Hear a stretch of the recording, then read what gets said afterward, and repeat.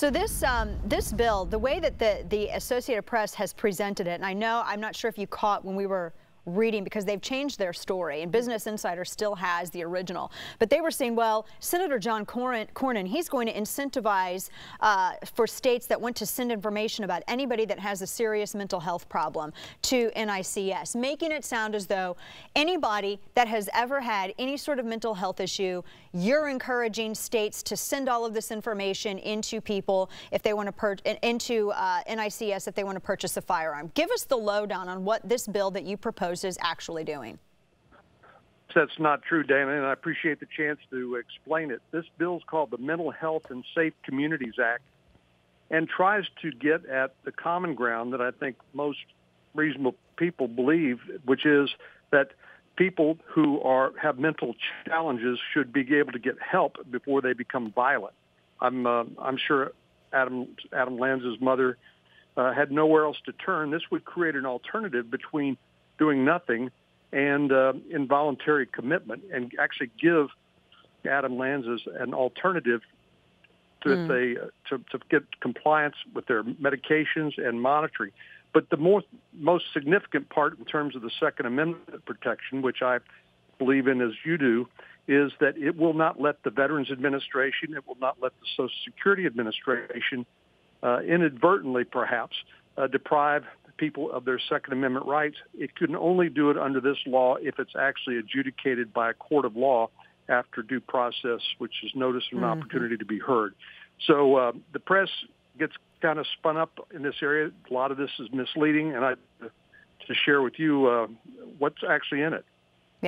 Yeah, exactly. And this is, and I'm glad that you mentioned too, with the adjudicating people as to whether they're mentally unfit or not, because when the president was talking about, again, another proposal of executive fiat, going after people on Social Security, if they have someone who's simply assisting with the management of their funds, they could be looked at as a potential forfeitures of their Second Amendment rights. We've seen this happen with our veterans a lot before.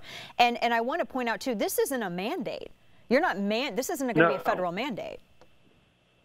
No, part of the problem, as you pointed out in your when you started, is that the people who want to deprive folks of their Second Amendment rights use any excuse, don't actually try to address the real problem, which is people that have mental health issues and who do not have a place to turn. Families who would like to work with their family member to make sure they get the help they need so they don't become violent.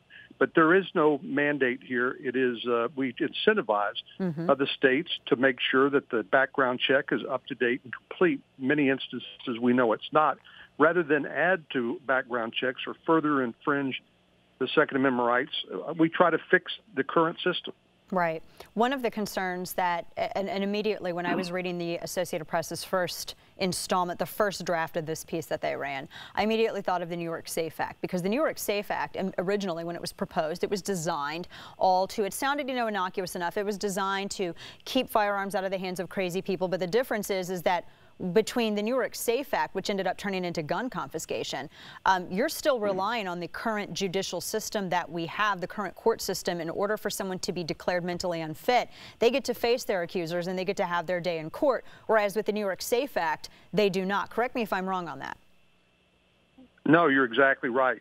And this, with all the rhetoric about guns and these mass violence and the like, the Democrats and the liberals like to use this as an excuse to confiscate guns from law-abiding citizens, but they don't want to actually solve the problem. This is a pretty narrow piece of legislation endorsed by groups from the NRA to the mental health professionals to the police that is actually designed, first of all, to help people get treatment so they don't become violent and become a problem for themselves and their families, and secondly, to preserve and restore the Second Amendment rights for people like veterans and beneficiaries of Social Security, as you mentioned earlier.